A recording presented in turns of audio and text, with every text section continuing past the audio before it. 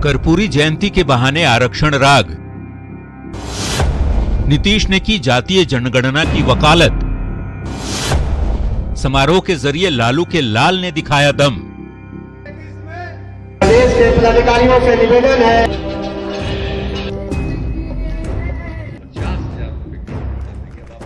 बिहार के पूर्व मुख्यमंत्री दिवंगत कर्पूरी ठाकुर की जयंती प्रदेश भर में मनाई गई। राजकीय समारोह पटना में आयोजित हुआ। मुख्यमंत्री से लेकर तमाम मंत्री कार्यक्रम में शामिल हुए, लेकिन आयोजन के बहाने एक बार फिर मुख्यमंत्री ने जातिगत जनगणना की मांग उठाई और आरक्षण को लेकर इसे जरूरी बताया। अब आबादी जिस प्रकार से बढ़ रही है, उसमें अनुसूचित जाति, अनुसूचित जनजाति, उनकी संख्या बढ़ रही है, पिछड़े वर्गों की भी संख्या बढ़ी है, लेकिन ये लिमिट है 50% का। अब ऐसी परिस्थिति में इसका समाधान निकालने का सबसे पहला और जरूरी उपाय है, जब से देश आजाद हुआ तब से जात पर आधारित जनगणना नहीं हुई है। पूरे बिहार में, पूरे देश में जाति आधारित जनगणना हो जाए तो बहुत सारे तथ्य सामने आ जाएंगे। मुख्यमंत्री नीतीश कुमार विरोधियों पर भी बरसे और आरजेडी नेताओं का नाम लिए बगैर कहा कि बिहार में हाल के दिनों में तनाव फैलाने की कोशिश की जा रही है।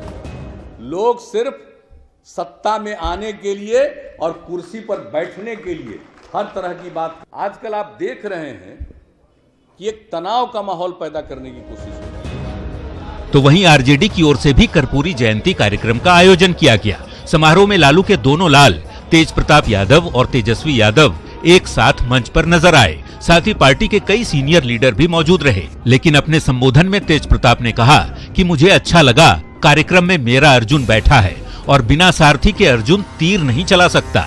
ऐसा कहकर शायद तेज प्रताप ये बताने की कोशिश कर रहे थे कि आरजेडी में उनकी हैसियत क्या है। और आज हमको अच्छा लग रहा है कि मेरा अर्जुन यहाँ पर बैठा हुआ है।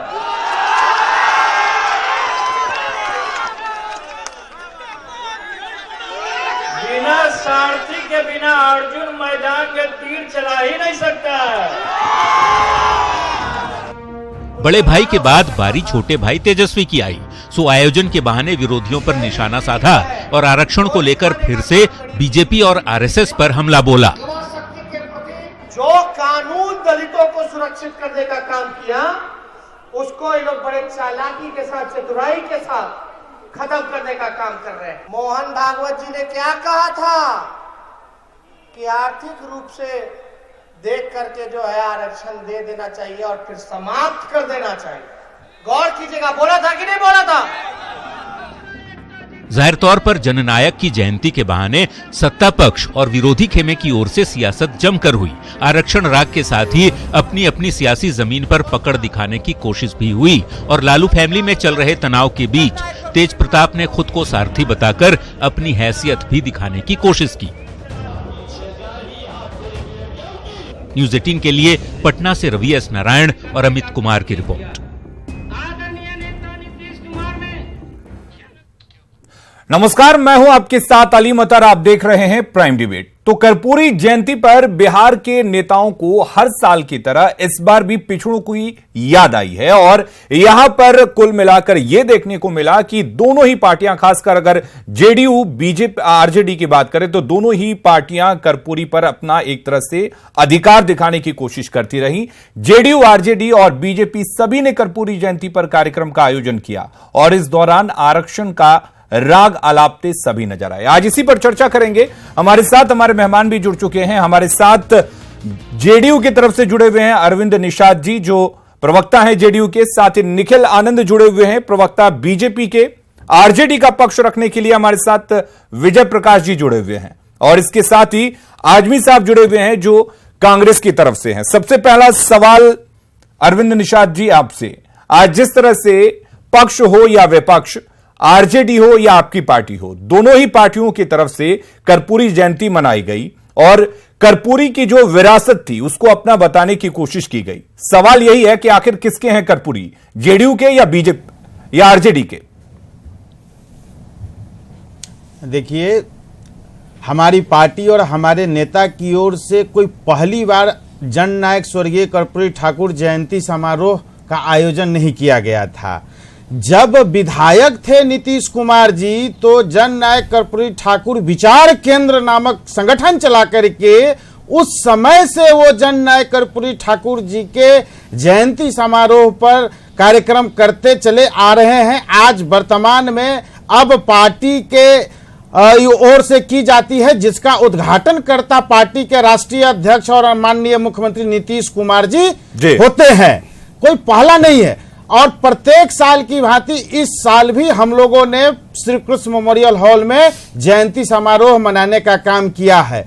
अन्य जिन पार्टियों का आपने नाम लिया, खासकर राष्ट्रीय जनता दल जो कभी छोटे से जगह पर, कभी छोटे से सभागार में करने का काम करती थी, चूंकि अभी वर्तमान वर्ष चुनावी वर्ष है तो कैसे कमजोर समाज पर चारा फेंका जाए, कैसे अत्यंत पिछड़ा वर्ग को लुभाया जाए। लेकिन जन नायक कर्पूरी ठाकुर जिस मार्ग पर चला करते थे, जन नायक कर्पूरी ठाकुर ने अत्यंत पिछड़ा वर्ग को जो आरक्षण दिया था, उस आरक्षण पर कुटाराघात किया लालू प्रसाद जी 1993 में मुख्यमंत्री के पद पर रहते हुए, जब देश में मंडल कमीशन के तहत आरक्षण व्यवस्था दी गई थी। यानी कि बिहार में कर्पूरी फॉर्मूला के तहत अरविंद जी, यानी कि कर्पूरी पर आपका अधिकार है, आरजेडी बेकार में अपना अधिकार जता रही है।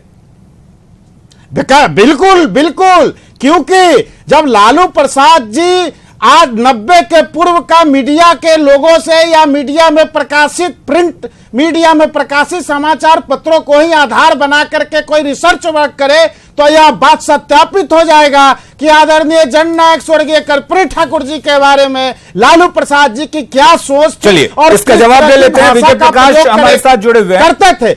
आज उसका प्रकटीकरण माननीय मुख्यमंत्री नीतीश कुमार जी ने और माननीय मंत्री ललन सिंह जी ने जो उनके सोहबत में राजनीति किया, आज उसका खुलासा किया। चलिए अरविंद जी, हो गया, श्री कृष्ण मेमोरियल हॉल में जवाब ले लेते हैं। आपने बता दिया, ऐसे लोग आपने बता दिया कर्पूरी आपके हैं, ढोंग रच रहे हैं, आपने बता दिया। विजय प्रकाश जी, आपसे जानना चाहेंगे, लालू के दोनों लाल कर्पूरी के बहाने आंदोलन की बात कर रहे हैं, लेकिन जदयू कहती है कि कर्पूरी ठाकुर उनके हैं। ऐसे में क्या आरजेडी की तरफ से कर्पूरी के बहाने पिछड़ों की राजनीति साधने की कोशिश हो रही है, पिछड़ों के वोट बैंक पर एक तरह से डाका डालने की कोशिश हो रही है? हलीम साहब, हमें हंसी आता है जब हमारे साथी जेडीयू के जब अपनी बातों को रखते हैं कि हम अति पिछड़ा और जो है बैकवर्डों के रहनुमाई करने वाले हैं। यह दुर्भाग्य है कि ऐसे लोग भी जो है चर्चा करते हैं कर्पूरी ठाकुर जी का। पूरा दुनिया जानता है कि आदरणीय कर्पूरी ठाकुर जी, स्वर्गीय कर्पूरी ठाकुर जी जब अपना आखिरी सांस लिए तो माननीय लालू प्रसाद यादव जी के गोद में लेने का काम किए और उनके अनुयायी आज तक जो है गरीब, दलित, शोषित, लाचार, बेबस लोगों की लड़ाई, जो कर्पूरी ठाकुर जी का विचारधारा था, जो डॉक्टर लोहिया जी का विचारधारा था, उस विचार जितना अपमानित किया गया माननीय कर्पूरी ठाकुर जी को, उनको क्या भद्दी से भद्दी गालियां दी गई, भद्दी से भद्दी जो है उनके माँ बहनों को जो है गाली दी गई। और उसी तरह से जब गरीब, शोषित, लाचार, बेबस लोगों का आवाज बनकर उनके बाद आदरणीय लालू यादव ने कसम खाया कि जब मेरे गोद में मरने का काम किया, अंतिम सांस लेने का काम किए, उसके बाद अब हमारा जो है दायित्व बनता है कि जननायक कर्पूरी ठाकुर के कामों को, जो अधूरा सपना था, उसको पूरा करने के लिए हम बाबा भीमराव अंबेडकर के संविधान के साथ कर्पूरी ठाकुर के नीति को हम आगे बढ़ाने का काम। तो 15 साल में आपने कितने नीतियों को आगे बढ़ाया? विजय प्रकाश जी, 15 साल आप शासन कर चुके हैं, उसमें आपने कितने नीतियों को आगे बढ़ाया? अली मतर साहब, आपको यह जानकारी होगा कि 1990 में जब आदरणीय लालू यादव जी बने तो शोषित, लाचार, बेबस लोग, जिनको कि फटिहाल में रहने वाले लोग, जिनका आवाज कोई सुनने वाले नहीं थे, ब्लॉक का गेट नहीं देखे थे, बीडीओ का चेहरा नहीं देखे थे, थाना प्रभारी का चेहरा नहीं देखा था, ऐसे लोगों को आदरणीय लालू यादव जो है डंके के चोट पर जो है कुर्सी पर बैठाकर, एक गरीब का बेटा, एक दलित का बेटा वीडियो को आदेश देता था, वह देन था आदरणीय कर्पूरी ठाकुर। चलिए, दावे आप भी कर रहे हैं, दावे जेडीयू की तरफ से भी किए जाना। विजय प्रकाश जी, इसीलिए आज आपको हम बता रहे हैं, जरा सा सुन लिया जाए। शायद जितने लोग बैठे हुए हैं उसमें एक जो है कांग्रेस के जो नेता हैं वह उनके साथ काम किए होंगे, हम काम नहीं किए। लेकिन मैं जिस समय हाफ पैंट पहनता था उस समय कर्पूरी जी के विरोधी दल के कार्यालय में भी जाकर हम जो है विधानसभा में बैठकर उनके यहाँ जूस पीने का काम किए हैं। हम उनके नेचर चलिए, ठीक है, अच्छी बात है, को हम जानते हैं। चलिए, हमारे साथ निखिल आनंद भी जुड़े हुए हैं बीजेपी की तरफ से। चर्चा ये लोग जो है पढ़े पढ़ाई कर सकते हैं। ठीक है, विजय प्रकाश जी हो गया, विजय प्रकाश जी जिंदगी में बीता है, फिर लौटेंगे आपके पास। विजय प्रकाश जी, निखिल आनंद जी, आरजेडी और अलीम अतर जी, देखिए यह कहावत है जिसके पैर न फटे भी आई वह क्या जाने पीर पर आए। ठीक है, दुखिया का हाल दुखिया ही जान सकता है। निखिल आनंद जी, जेडीयू और आरजेडी दोनों ही रास्ते को बस एक लालू यादव ही चल सकते हैं। लीजेंडरी आइकॉन पर कर्पूरी ठाकुर जैसे लीजेंडरी आइकॉन सोशल जस्टिस के महान नेता के ऊपर गंभीर बातें होनी चाहिए। प्रोपेगेंडा फैलाने वाली टिप्पणी बड़ी शर्मनाक है। ये इसलिए हम पूछ रहे हैं कि दोनों ही पार्टियों की तरफ से दावेदारी की जा रही है। वाली बात देखिए, निखिल आनंद जी, अब हम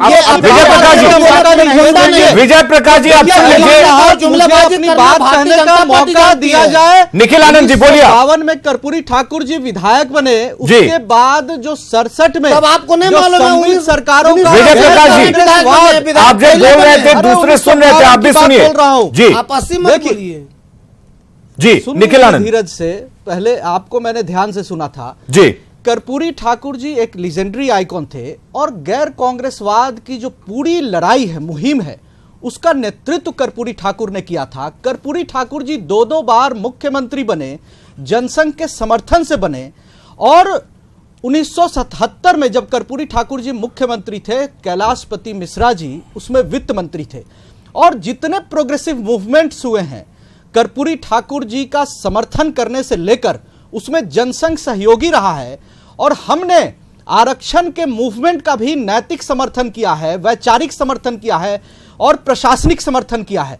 और आप देखेंगे कि चाहे मंडल कमीशन रिकमेंडेशन हो या फिर हाल के दिनों में ओबीसी कमीशन को संवैधानिक दर्जा देने की बात हो, आज मैं सवाल पूछता हूं कि 15 सालों में लालू जी की सरकार के दौरान कितने दलित पिछड़ों को नौकरी मिली? अगर श्वेत पत्र जारी हो जाए तो ये लोग एक्सपोज हो जाएंगे। लेकिन निखिल आनंद जी, सवाल तो ये भी है कि आपके 10 सालों के शासन में जो उनका पैतृक इलाका था, जिसके विकास के लिए वो पूरे जीवन लड़ते रहे, वहां पर क्या कुछ विकास हुआ है? तो गैर कांग्रेसवाद के सरकार के दौरान जनसंघ के सहयोग से समाजवादी पार्टियों ने किया है। 15 साल पर सवाल उठेंगे, लेकिन सवाल तो यह भी है कि 10 सालों में आपकी सरकार ने उनकी पैतृक जो क्षेत्र था समस्तीपुर, वहां के लिए क्या कुछ किया? देखिए, एक बात मैं और बता दूं कि हाल के दिनों में जब 2005 में एनडीए की सरकार, भारतीय जनता पार्टी जेडीयू गठबंधन की सरकार नीतीश कुमार जी के नेतृत्व में बनी, उसके बाद जिस तरीके से उन्होंने सोशल जस्टिस के बुनियादी ढांचे पर काम किया और 50% आरक्षण महिलाओं को, 20%। चलिए, सिर्फ आरक्षण की बात होगी, विकास की बात नहीं होगी। आरक्षण की बात होगी, विकास की बात नहीं होगी। निखिल आनंद आजमी जी हमारे साथ जुड़े हुए कांग्रेस की तरफ से। आजमी जी, आपसे जानना चाहेंगे, ये जो आरक्षण की बात हो रही है या कर्पूरी जी पर अपना अधिकार जताने की जो कोशिश हो रही है सभी पार्टियों की तरफ से, क्या ये लोकसभा चुनाव को देखकर है? और कांग्रेस को तो कर्पूरी ठाकुर पर बोलने का हक ही नहीं है, अधिकार नहीं है। हाँ, बोलो, सुनने का पैसे रखिए। जी बताइए। नहीं, सवाल यह है कि क्या ये जो तमाम रार हो रही है और एक तरह से जो कर्पूरी पर अपना अधिकार जताने की कोशिश हो रही है, क्या 2019 का लोकसभा चुनाव इसकी वजह है? देखिए अलीम साहब, सबसे पहली बात यह कि किसी भी महापुरुष की जयंती मनानी चाहिए। महापुरुष होते हैं। कर्पूरी ठाकुर जननायक थे, इसमें कहीं दो राय नहीं है। अफसोस वहां आता है जहां के उस महापुरुष के या उस जननायक की जयंती सिर्फ इसलिए बनाई जा रही है कि उसका राजनीतिक लाभ उठाया जाए। लालू यादव की चर्चा अभी कर रहे थे हमारे विजय जी, अनुज हैं, उन्होंने कर रहे थे। हमने देखा कि कर्पूरी ठाकुर के प्राइवेट सेक्रेटरी की हैसियत से या सहयोगी की हैसियत से लालू यादव का क्या कंट्रीब्यूशन रहा है, ये हम लोग अच्छी तरह से देखा है। हम लोग उस पार्टी में नहीं रहे, हम लोग से उसको लगाव नहीं रहा, लेकिन हम लोगों ने उसको बहुत नजदीक से देखा है। और आज अफसोस इस बात का आ रहा है कि भारतीय जनता पार्टी के लोग आज या उनके सहयोगी लोग जो जेडीयू के लोग बड़ी बड़ी बातें कर रहे हैं, उनमें से पूछिए कि कर्पूरी ठाकुर का विरोध सबसे ज्यादा करने वाले कौन लोग थे? आज वही लोग जेडीयू में और भारतीय जनता पार्टी में भरे पड़े हैं।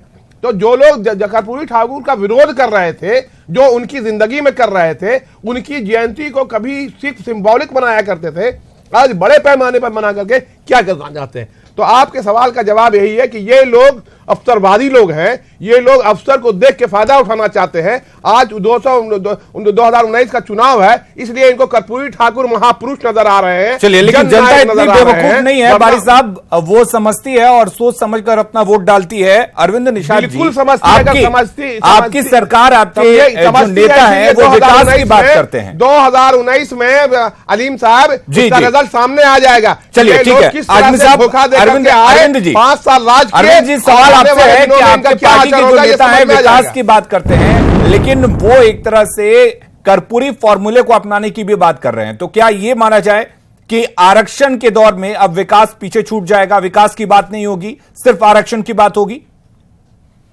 तो विकास जो लोग करेंगे वो लोग नहीं करेंगे। देखिए, आरक्षण का सवाल ये प्रतिनिधित्व को आधार मान करके भारत सरकार और विभिन्न राज्यों ने आरक्षण का प्रावधान किया था। ऐसे समाज जिनका समुचित विकास नहीं हुआ है उनके लिए आरक्षण की व्यवस्था सरकार ने की थी। ठीक, आज भी समाज के बहुतेरे लोग विकास चुनावों के समय क्या नजर आया ये आरक्षण नहीं है। आप जब बोल रहे थे चलिए, नहीं बोल रहा। आजमी साहब आपके पास लौटेंगे। अरविंद जी आप बोलिए, वक्त कम है। चुनाव के समय क्या नजर आया जी अरविंद जी? इसलिए कि देखिए, हम लोगों ने पिछले 13 वर्षों में समाज के कमजोर वर्गों के लिए जितना कुछ बन सका उतना माननीय नीतीश कुमार जी ने करने का काम किया। पंचायतों के चुनाव में जो कमजोर समाज के लिए आरक्षण की व्यवस्था की गई, उस आरक्षण की व्यवस्था को खत्म करने के लिए लालू जी और राबड़ी देवी की सरकार सुप्रीम कोर्ट चली गई। बिहार सरकार की ओर से सुप्रीम कोर्ट में स्टे का एप्लीकेशन दिया गया। माननीय मुख्यमंत्री नीतीश फिर वही बात, मैं आपसे सवाल यही कर रहा हूं कि क्या आरक्षण के इस दौर में विकास अब कोई मुद्दा नहीं रह गया? तो सबसे पहले बिहार सरकार की ओर से जो स्टे देने का काम किया गया था, उस स्टे को वापस लिया गया और 2 महीना के अंदर बिहार में पंचायती राज व्यवस्था के तहत। चलिए, आप विकास पर आज नहीं बोलेंगे, आप भी सोच के आए हैं कि आज आरक्षण पर भी ये बात होगी। आदिवासियों को, महिलाओं को विजय प्रकाश दिया गया जिससे उनका विकास हुआ और बिहार में नक्सलवाद। अरविंद जी, लालू राबड़ी पर एक गंभीर आरोप लगा रहे हैं, जवाब दें इसका। बेरोजगार युवाओं को स्थानीय निकायों से जोड़ा गया और उनको इनके पास कुछ काम होगा तब ने आरोप लगाने के लिए हो गया इनके पास। विकास की बात होगी, आरक्षण की बात होगी। विजय प्रकाश, 13 वर्षों में काम किया, उस काम को मैं बता रहा हूं। विजय प्रकाश, विकास की बात कांग्रेस पार्टी, कांग्रेस मत कीजिए। कांग्रेस ने जो देश नहीं सकते, कांग्रेस की चर्चा यहाँ नहीं कीजिए। कांग्रेस ने जो देश को दे दिया है, विजय प्रकाश, कांग्रेस ने देश में जो लालू राबड़ी आरक्षण के खिलाफ ये हमेशा से आरोप लगता रहा है लालू राबड़ी पर, इसलिए कांग्रेस की चर्चा नहीं कर रहे हैं। विवश मैं नहीं करना चाहता हूं। विवश तो आप कर रहे हैं। चलिए विजय प्रकाश, बोलिए अलीम साहब, बोलिए। हाँ बोलिए।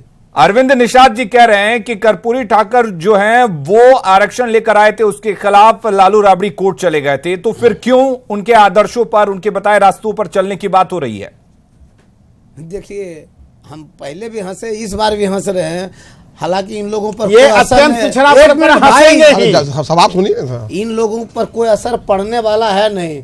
कर्पूरी जी खुद एक पत्र आज भी लालू जी के पास है जो माननीय नीतीश कुमार जी ने विरोध में लिखकर भेजा था और कर्पूरी जी उस पर कमेंट करने का काम किया था। ये पत्र नहीं है तो हमको बोलिए कि 2 दिन का टाइम दीजिए, हम जो है पत्र निकाल कर दिखाने का काम करेंगे कि माननीय कर्पूरी जी ने कहा था कि मुझे शक है कि नीतीश कुमार कैसे जो है आरक्षण का विरोध और गरीब शोषित लाचार लोगों का विरोध कर रहे हैं। चलिए, वक्त कम है, वक्त कम है और हमारे साथ जुड़ने के लिए। तो कुल मिलाकर कर्पूरी जयंती पर सभी पार्टियों ने कर्पूरी को अपना बताया है, अपना अधिकार जताने की कोशिश कर रही है, पिछड़ों का हितैषी बताने की भी कोशिश यहां पर हो रही है। लेकिन चुनाव में देखना यह होगा क्योंकि जनता काफी समझदार है और विकास उसके लिए मायने रखता है, न कि आरक्षण। फिलहाल के लिए इतना ही, नमस्कार।